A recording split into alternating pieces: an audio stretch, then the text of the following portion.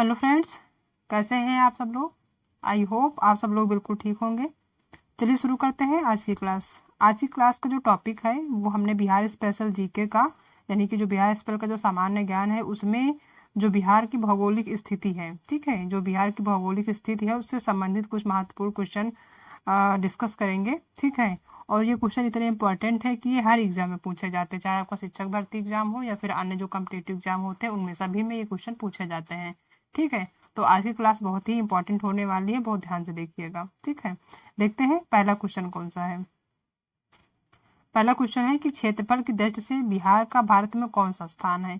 अगर बात करें कि बिहार राज्य का क्षेत्रफल की दृष्टि से भारत में कौन सा स्थान है, तो ये जो है इसका पहला ऑप्शन है तृतीय, यानी कि बिहार का जो भारत में स्थान है वो तृतीय है यानी तीसरा है, या 11वां यानी कि 11 स्थान पे, या पंचम या पांचवा है, या फिर 12वां है, ठीक है। तो इसका जो है बिहार का जो स्थान है क्षेत्रफल की दृष्टि से वो है 12वां, ठीक है। 12वें स्थान पे क्षेत्रफल की दृष्टि से बिहार राज्य है, ठीक है। इसका फोर्थ ऑप्शन सही होगा। नेक्स्ट क्वेश्चन देखते हैं कि जनसंख्या की दृष्टि से बिहार का भारत में कौन सा स्थान है। अगर बात करें जनसंख्या की कि बिहार राज्य का जो है जनसंख्या की दृष्टि से कौन सा स्थान है भारत में, ठीक है। तो ऑप्शन देखते हैं, पहला है दूसरा, दूसरा ऑप्शन है पांचवा, तीसरा ऑप्शन है सातवां, चौथा है तीसरा, ठीक है। तो जनसंख्या की दृष्टि से बिहार का जो स्थान है भारत में वो है तीसरा, फोर्थ ऑप्शन सही होगा, ठीक है। नेक्स्ट क्वेश्चन है कि बिहार की आकृति कैसी, जो बिहार राज्य है, ठीक है, उसकी आकृति यानी कि जो नक्शा बना है बिहार राज्य का, वो उसका जो आकार है बिहार का जो नक्शा बनता है, जैसे बिहार का है तो जैसे उत्तर प्रदेश का अलग है, भारत का अलग नक्शा है, तो वही है कि बिहार की आकृति कैसी है, ठीक है। क्या त्रिभुजाकार है, या आयताकार है, या चतुर्भुजाकार है, या फिर इनमें से कोई नहीं। तो जो बिहार राज्य की आकृति है वो है आयताकार, ठीक है। इसका सेकेंड ऑप्शन सही होगा। नेक्स्ट क्वेश्चन देखते हैं कि नेपाल की सीमा को स्पर्श करने वाली बिहार की सबसे पूर्वी जिला कौन सा है, ठीक है, जो नेपाल की सीमा को स्पर्श करती है, ठीक है। पहला है अररिया, दूसरा सुपौल, तीसरा है किशनगंज और चौथा है मधुबनी। तो इसका तीसरा ऑप्शन किशनगंज सही होगा, ठीक है। किशनगंज जो है नेपाल की सीमा को स्पर्श करने वाली बिहार की सबसे पूर्वी जिला है, ठीक है, सबसे पूर्वी जिला। इस चीज को ध्यान रखेंगे, इसका ऑप्शन है किशनगंज, थर्ड ऑप्शन सही होगा। नेक्स्ट क्वेश्चन देखते हैं कि बिहार के सबसे पूर्वी भाग में स्थित शहर कौन सा है, ठीक है। जो बिहार राज्य है उसके पूर्व में कौन सा शहर है, ठीक है, वो बताना है। पहला ऑप्शन है भागलपुर, दूसरा है पटना, तीसरा है कटिहार, चौथा है पूर्णिया। तो जो बिहार का सबसे पूर्वी भाग में स्थित शहर है बिहार के वो है कटिहार, इसका थर्ड ऑप्शन सही होगा। नेक्स्ट क्वेश्चन देखते हैं कि बिहार का वह कौन सा जिला है जो नेपाल के साथ सीमा साझा नहीं करता है, यानी कि नेपाल के सीमा में उसका कोई साझा नहीं करता, यानी कि उससे सटा नहीं है, ठीक है, नेपाल सीमा से। तो बिहार का वह कौन सा जिला जो नेपाल के साथ सीमा साझा नहीं करता, यानी कि नेपाल से सटा हुआ नहीं है, वो देखते हैं मधुबनी, दूसरा ऑप्शन समस्तीपुर, तीसरा सीतामढ़ी और चौथा है इनमें से कोई नहीं। तो जो बिहार का वह जिला जो नेपाल के साथ सीमा साझा नहीं करता यानी नेपाल के बॉर्डर से मिला हुआ नहीं है वो है समस्तीपुर, ठीक है। इसका बी ऑप्शन सही होगा। बी समस्तीपुर जो है वो नेपाल की सीमा से जुटा हुआ नहीं है, उसकी जो है सीमा को साझा नहीं करता, ठीक है। नेक्स्ट क्वेश्चन देखते हैं कि बिहार के कुल कितने जिले नेपाल की सीमा से लगे हुए हैं।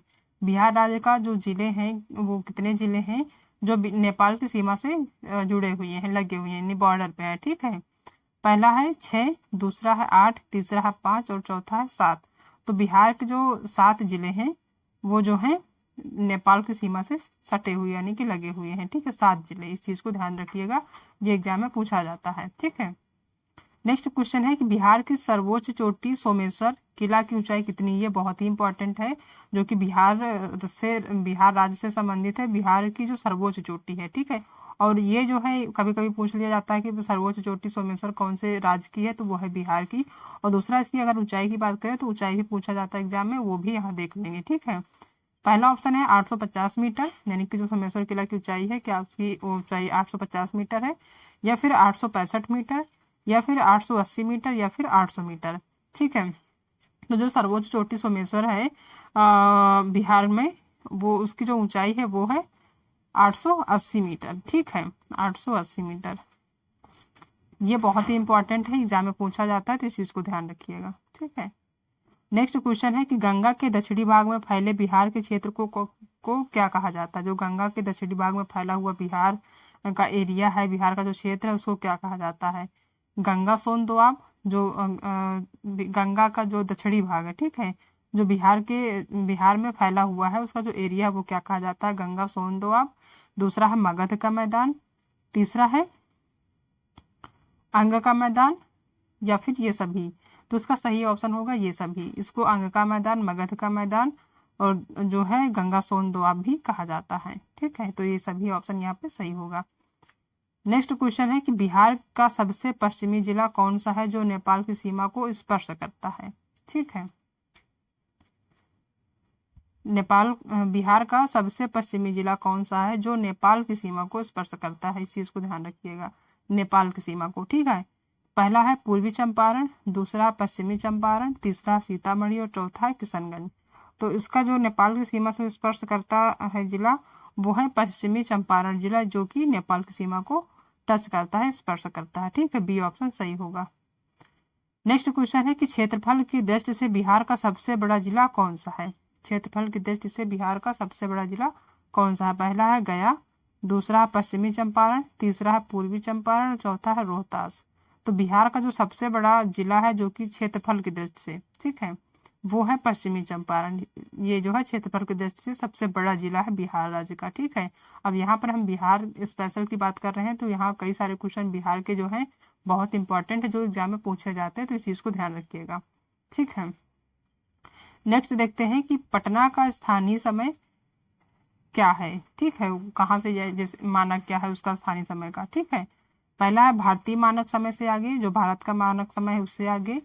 दूसरा है भारतीय मानक समय से पीछे, यानी कि भारत का जो मानक समय है उससे पीछे। या फिर तीसरा वही है जो भारतीय मानक समय है, वही समय है जो भारतीय मानक का समय है। ठीक है, या फिर भारतीय मानक समय से संबंधित नहीं है। ठीक है, तो जो पटना का स्थानीय समय है वो भारतीय मानक समय से पीछे चलता है। ठीक है, इसका बी ऑप्शन सही होगा। जितना हम भारत का मानक समय है उससे थोड़ा सा पीछे चलता है, इसका बी ऑप्शन सही होगा। ठीक है, नेक्स्ट है कि भारत में जनसंख्या के अनुसार तीसरा एवं क्षेत्रफल में 12वां राज्य है। भारत में जनसंख्या के अनुसार तीसरा और क्षेत्रफल में 12वां राज्य है। कौन सा ऐसा राज्य है जो क्षेत्रफल जनसंख्या के दृष्टि से तीसरा है और क्षेत्रफल की दृष्टि से अगर देखा जाए तो 12वां है, 12वां स्थान रखता है। वो कौन सा जिला है वो बताना है। पहला है महाराष्ट्र, दूसरा है मध्य प्रदेश यानी एमपी, तीसरा है कर्नाटका और चौथा है बिहार। तो ये है डी ऑप्शन बिहार, जो कि जनसंख्या की दर से तीसरा और क्षेत्रफल की दर से 12वां स्थान रखता है। ठीक है, डी ऑप्शन सही होगा। नेक्स्ट क्वेश्चन है बिहार के उत्तरी मैदानी भाग में एक विशेष आकृति की भूमि पाई जाती है जिसमें जल भरा रहता है, उसे कहा जाता है। ठीक है, बिहार का जो उत्तरी मैदानी भाग है वहां पे एक विशेष प्रकार की आकृति है, आकृति की भूमि पाई जाती है, यानी कि एक विशेष प्रकार की आकृति की भूमि है जिसमें जल भरा रहता है, उसे कहा जाता है। ठीक है, उसको क्या कहते हैं, कौन सा नाम दिया गया है। पहला है क्या ताल कहते हैं, ताल में तालाब। ठीक है, दूसरा है दियारा, दियारा, तीसरा है चौर या फिर इनमें से कोई नहीं। तो उसको क्या कहते हैं, उसको कहते हैं चौर। ठीक है, इसका सी ऑप्शन सही होगा और ये बहुत ही इंपॉर्टेंट क्वेश्चन है, पूछा जा सकता है एग्जाम में। ठीक है, नेक्स्ट है बिहार भारत के किस भाग में स्थित है। जो बिहार है वो भारत के कौन सी दिशा में कहेंगे, किस भाग में स्थित है। ठीक है, पहला है उत्तर पश्चिमी, दूसरा है उत्तर पूर्व, तीसरा है दक्षिण पूर्व और चौथा है दक्षिण पश्चिम बिहार की भौगोलिक संरचना। ठीक है, तो जो बिहार है वो भारत के उत्तर पूर्व दिशा में या उत्तर पूर्व भाग में स्थित है। ठीक है, इसका बी ऑप्शन सही होगा। नेक्स्ट क्वेश्चन है कि बिहार का वह जिला जिसकी सीमा उत्तर प्रदेश और झारखंड दोनों को स्पर्श करती है। अब ये एग्जाम में पूछा जा सकता है कि बिहार का वो कौन सा जिला है जो उत्तर प्रदेश और झारखंड दोनों की सीमा को स्पर्श करता है। ठीक है, पहला है बक्सर, दूसरा है कैमूर, तीसरा है रोहतास और चौथा है औरंगाबाद। तो उसका सी ऑप्शन रोहतास सही होगा। ठीक है, रोहतास जो जिला है वह उत्तर प्रदेश और झारखंड दोनों को स्पर्श करता है। ठीक है, दोनों राज्य की सीमाओं को स्पर्श करता है, टच करता है। ठीक है, नेक्स्ट क्वेश्चन है कि क्षेत्रफल की दृष्टि से बिहार का सबसे छोटा जिला। ये एग्जाम में बहुत पूछा जाता है कि बिहार, ये कई सारे क्वेश्चन है जैसे कि क्षेत्रफल की दृष्टि से, जनसंख्या की दृष्टि से, ये सारे क्वेश्चन सबसे बड़ा सबसे छोटा बहुत पूछे जाएंगे, तो इन चीज़ों को ध्यान से आप देखिएगा, ठीक है। तो क्षेत्रफल की दृष्टि से बिहार का सबसे छोटा जिला कौन सा है? पहला है शिवहर, दूसरा है अरवल, तीसरा ऑप्शन है शेखपुरा और चौथा है लखीसराय, ठीक है। तो इसका जो सही ऑप्शन होगा वो होगा शिवहर। जो शिवहर जिला है वो बिहार का सबसे छोटा जिला माना जाता है क्षेत्रफल की दृष्टि से, ठीक है। बहुत ही इंपॉर्टेंट है, चीज को ध्यान रखिएगा। नेक्स्ट क्वेश्चन है, किस देश की सीमा बिहार राज्य से जुड़ती है? ठीक है, यानी कि जो बिहार राज्य है उससे जो है किस देश की सीमा जुड़ती है, ये टच करती है? पहला है भूटान, दूसरा है नेपाल, तीसरा है चीन और चौथा है बांग्लादेश। तो जो बिहार राज्य से जुड़ने वाला जो देश है वो है नेपाल, ठीक है। इसका बी ऑप्शन सही होगा। नेक्स्ट क्वेश्चन है कि बिहार राज्य का कौन सा जिला उत्तर प्रदेश राज्य की सीमा को स्पर्श नहीं करता? बिहार राज्य का कौन सा ऐसा जिला है जो उत्तर प्रदेश राज्य की सीमा को स्पर्श नहीं करता? पहला है मधुबनी, दूसरा है किशनगंज, तीसरा है सीतामढ़ी या फिर इनमें से कोई नहीं। तो जो बिहार राज्य का जो जिला है जो यूपी को नहीं टच करता वो है किशनगंज, ठीक है। इसका दूसरा ऑप्शन सही होगा। नेक्स्ट क्वेश्चन है कि बिहार का सबसे ऊंचा स्थल है, ये बहुत ही इंपॉर्टेंट है कि बिहार का सबसे ऊंचा स्थल कौन सा है? पहला है हरहा घाटी, दूसरा है राजमहल और तीसरा है सोमेश्वर किला। तो बिहार का जो सबसे ऊंचा स्थल माना जाता है वो है सोमेश्वर किला, ठीक है। बहुत ज्यादा इंपॉर्टेंट है, इस चीज को ध्यान रखिएगा, ठीक है। नेक्स्ट क्वेश्चन है कि बिहार में कुल प्रमंडलों की संख्या है, ठीक है। ये एग्जाम में पूछा जा सकता है कि जो बिहार में कुल प्रमंडल हैं उनकी कितनी संख्या है, ठीक है। पहला है 10, यानी 10 प्रमंडल हैं बिहार में, या फिर 13 या फिर 8 या 9। तो जो बिहार में प्रमंडलों की जो संख्या है वो है 9, ठीक है। 9 ऑप्शन ये डी वाला सही होगा, ठीक है। तो ये सारे क्वेश्चन हैं जो बिहार की भौगोलिक स्थिति से संबंधित सारे क्वेश्चन हैं जिनको हमने डिस्कस किया है। आई होप कि आप सबको आज की क्लास पसंद आई होगी। अगर आज की क्लास पसंद आई है तो वीडियो को लाइक करिएगा, अपने सभी दोस्तों में शेयर करिएगा, ठीक है। और हाँ, अगर आप चैनल पर नए हैं तो चैनल को सब्सक्राइब करना बिल्कुल भी मत भूलिएगा, ठीक है।